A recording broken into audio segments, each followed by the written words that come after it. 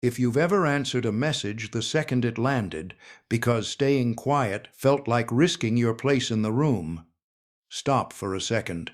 Something happens the moment you make yourself instantly available. It doesn't pull people toward you, it pushes them away. Picture a hallway outside a small research office. Late afternoon, the kind of light that makes everything look a little tired. A line of graduate students waits by a door that's rarely open. Bags on the floor, phones out, nobody complaining, because waiting here has just become part of how things work. Down the hall, another professor's door stands wide open all day, every day. Anyone can walk in any time, and nobody's waiting there at all. Same building, same field, same rank, roughly. One name gets said with a kind of hush. The other gets treated like a vending machine, useful, forgettable, always on. You've seen a version of this outside of academia too, probably this week. There's the coworker who answers every Slack message inside a minute, day or night, and gets treated like the office assistant nobody officially assigned. And there's the one who takes hours to reply, sometimes a full day. But when they finally weigh in, the whole channel goes quiet and reads it twice. Same skill level, roughly.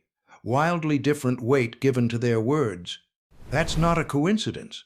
That's a pattern that shows up in offices, labs, sales floors, and boardrooms in every decade, under every title. This is one of the unwritten rules nobody hands you at your first promotion. The kind of move nobody explains, because explaining it out loud would undo it. Here's the part that should make you a little uncomfortable.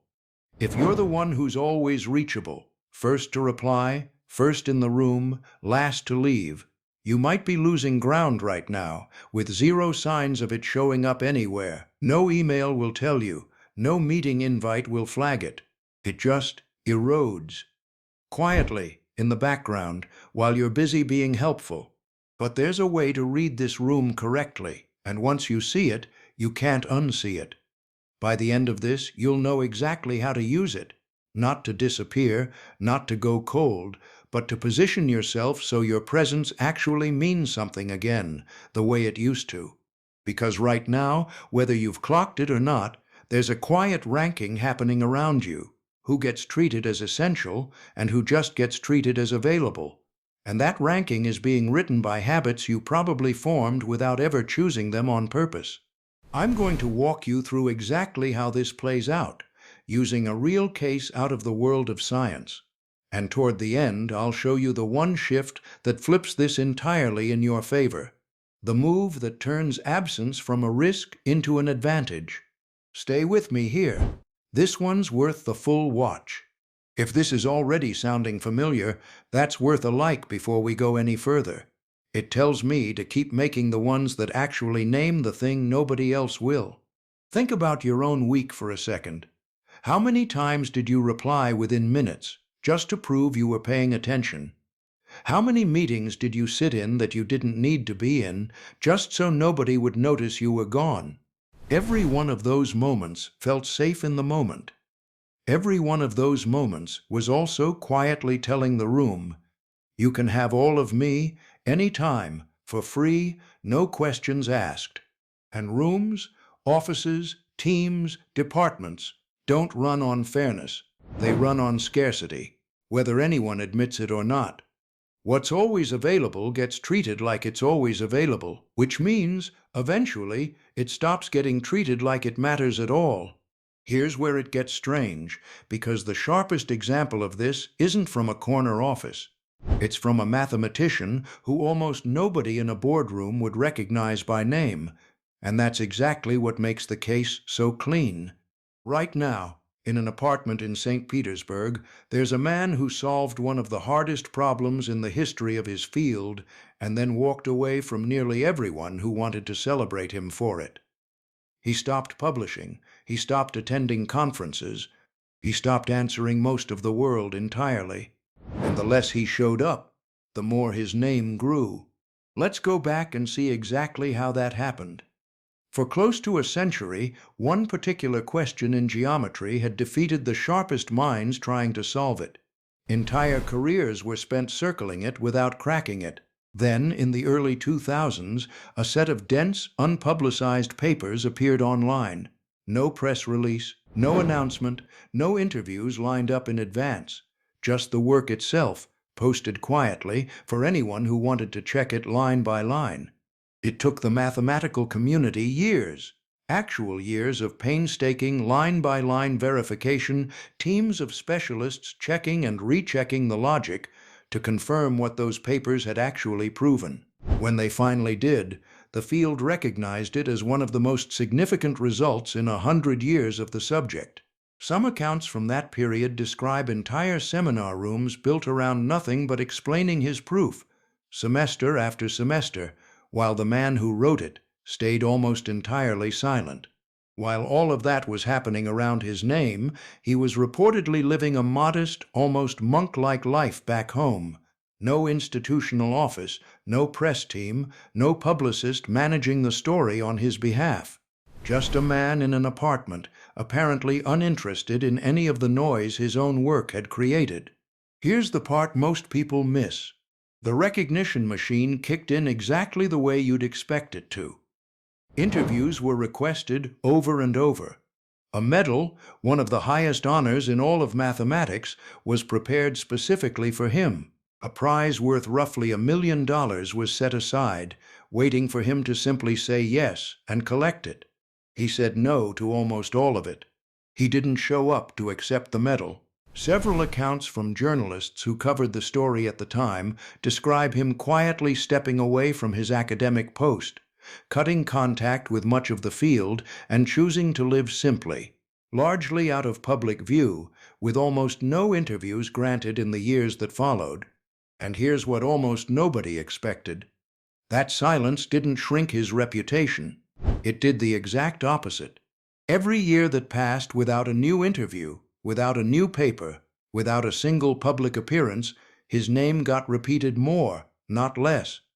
Documentaries were made trying to explain him. Journalists tried and mostly failed to reach him. Students who had never met him talked about him like he was half myth, the person who proved the impossible and then wanted nothing from it. The less available he became, the more people treated his work and his name as something rare enough to be sacred. Now compare that to what usually happens to brilliant, constantly available people in any field. They get cited once, thanked politely, and then absorbed straight back into the noise of everyone else who's also always around. Their brilliance doesn't disappear. It just stops registering as special, because it's expected, because it's always right there, on demand. Pay attention to that difference. It's the whole video right there. Here's the mechanism underneath it, and this is the part that applies whether you're in a lab, a sales floor, or a boardroom on the 30th floor. Respect isn't only about what you produce. It's about how easily people can get access to you. When access is unlimited, the brain quietly downgrades the value of whatever's behind it. When access is limited, the brain does the opposite. It assumes there has to be a reason, and it starts filling in that reason with importance. This is where it gets uncomfortable, because it cuts both ways, and I want you to sit in both directions for a second. You've probably done this to someone else without ever realizing it, quietly decided a colleague's opinion mattered a little less, because they were always the first to weigh in, always available for one more meeting, one more favor, one more quick call. You didn't mean anything cruel by it. It just happened, the way these things always do. And somewhere, right now, someone in your own office might be doing exactly that to you. Quietly re-ranking how much you matter, based on nothing more than how easy you've made yourself to reach. Neither side says it out loud. That's what makes it worth paying close attention to.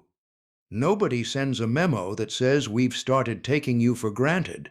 It just shows up later, in who gets picked for the harder project, who gets the benefit of the doubt, who gets left off an invite without anyone consciously deciding to leave them off at all. It's not personal, and it's not really about how good you are at your job either. It's a shortcut the brain takes, automatically, everywhere, in every hierarchy it's ever built. Scarcity reads as value. Constant availability reads as baseline. Nobody chooses to think this way. It happens underneath conscious thought, which is exactly why it's so easy to miss from the inside. And here's the urgent part. This isn't a slow-moving thing you can fix whenever it's convenient. Every week you spend as the reflexively available one is another week that re-ranking quietly compounds, and it gets harder to undo the longer it sits there unchallenged. Think about the person who's always the one covering the last-minute shift, always the one who doesn't mind staying late, always the safe yes when nobody else wants to volunteer. It feels like being valued. It usually isn't. It's being used precisely because everyone already knows the answer before they ask the question. And where's the respect in an answer nobody had to earn from you? So the real question isn't whether this is happening to you. It's whether you can read it before it costs you something you actually wanted. If you've caught yourself in either side of that, the one doing the re-ranking or the one being quietly re-ranked, say so below. One word is enough. It helps to know how many of us are standing in this exact spot.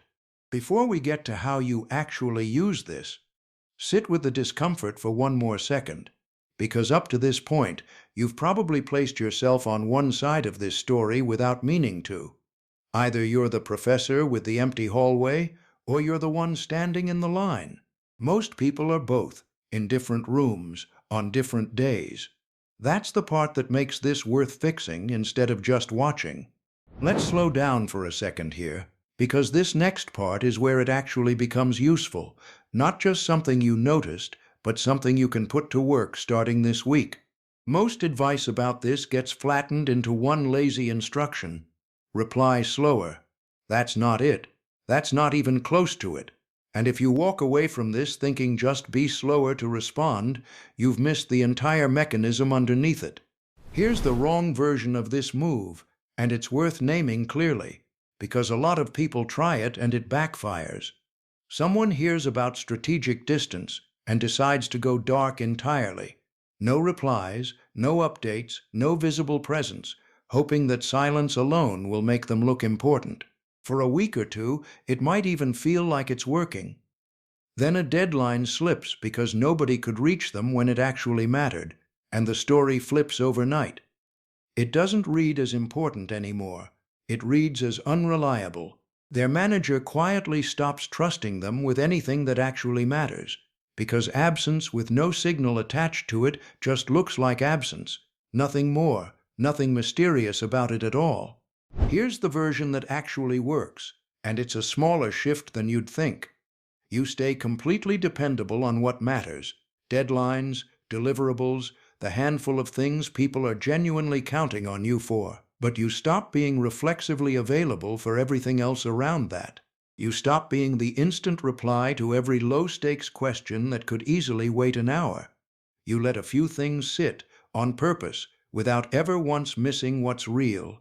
That's the actual line the mathematician drew, whether he thought of it in these terms or not. He didn't go silent on the work itself. The proof was public, complete, checkable by anyone. What he withdrew from was everything around the work: the interviews, the ceremonies, the constant performance of being available to explain himself. The substance stayed solid, the performance disappeared. That's the split worth copying. There's a version of this playing out in shared calendars right now, too. One person accepts every meeting invite the second it lands, no matter how thin the agenda.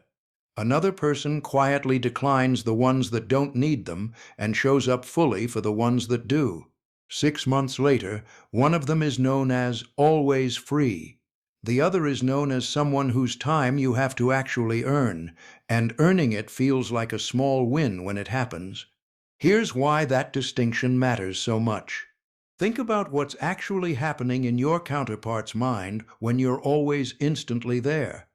They're not sitting there thinking, this person is so dedicated. After a while, they're not thinking about you at all. You've become background, the given, the thing they don't have to plan around because it's simply always there whether they think about it or not. Effort they can't see gets treated exactly like effort that doesn't exist. Now think about what happens in that same mind when you occasionally aren't there, but everything you do commit to still lands exactly when you said it would. That small gap creates a question. Where were they, and what were they doing that mattered more than this? That question does work for you. You never had to say a single thing to plant it. It's the same reflex that made an empty hallway feel more significant than a busy one, back at the start of this. Scarcity doesn't just change how people treat your time. It changes what they assume is happening in the space you've left open and left unexplained. That space tends to fill with respect rather than suspicion, as long as your track record already backs it up. And here's the part that's easy to miss completely, because it never announces itself. The cost of never doing this isn't dramatic. Nobody gets fired for being too available. It's quieter than that, and slower. It's the promotion that goes to someone else, because you never once felt scarce enough for anyone to fight for. It's being the person people simply assume will say yes, so eventually they stop even asking what you actually want. It's respect, leaking out slowly enough that you don't notice it's gone, until you're the one standing outside someone else's door, waiting. This isn't about becoming cold, or unreachable, or difficult to work with. It's about understanding that your time and your attention are the only currency you actually control at work, and currency that's unlimited stops being currency at all. And this isn't a one-time trick you use on one difficult coworker and then forget about. It's a lens. Once you start noticing where you're reflexively available out of habit instead of necessity, you'll start seeing it everywhere, in how you answer your phone, in how fast you say yes to a favor, in how quickly you fill a silence in a meeting just because the silence felt uncomfortable. The specific situation changes every week. The underlying question doesn't. Is this presence actually needed right now, or am I just afraid of what happens if I'm not there? That question is the actual tool here, not a script, not a rule about reply times. A question you can carry into any room, with anyone, for the rest of your career. The mathematician in St. Petersburg didn't withdraw to be difficult, and he didn't withdraw for effect. He withdrew because the work was already finished, and the work was the only part that ever needed defending. You don't have to vanish from your career to use this same principle. You just have to stop treating every ping, every meeting invite, every quick question as something that requires you, right now, immediately, always, no matter what. You're not trying to become a legend nobody can reach. Most of us don't have a solved, century-old problem sitting behind us to justify going quiet completely. And that's fine. That's not the takeaway anyway. The takeaway is smaller and far more usable. Stop spending your availability on things that don't need it, so there's something left over when it actually does. So pick one thing this week, one recurring request, one reflex you have to answer instantly, and let it wait, just once, on purpose. Not out of spite, and not to prove a point to anyone. Out of respect for what your attention is actually worth. You already know which one it is. You knew before I even finished that sentence. Some request, some meeting, some habit you've built around proving you're paying attention every single time. That's the one to change first, because it's the one quietly costing you the most, and you've never once seen the bill for it. It won't feel comfortable at first. Letting something wait, on purpose, when every instinct in you says answer now, prove you're reliable now, is going to feel like you're risking exactly the thing you're trying to protect. That discomfort is normal. It's also temporary. The room recalibrates faster than you'd expect, usually within a couple of weeks. Once people realize your attention is no longer a given, they start treating it like something worth earning. Nobody will announce that shift to you either. There's no message that says, you seem more valuable to us now. You'll just notice the tone changes. People start asking instead of assuming, checking instead of demanding. And that difference, once you feel it, is impossible to mistake for anything else. So here's the whole thing in one line. The moment you're available to everyone, for everything, all the time, You become invisible in exactly the way you never wanted to be. You see it now. You'll notice it this week, in your own inbox, and in the person across the room who's been doing this to you the whole time, without either of you ever naming it out loud. If any of this sounded like your own week, tell me the one thing you're going to stop being instantly available for. Don't overthink it. One line is enough. Just name the thing.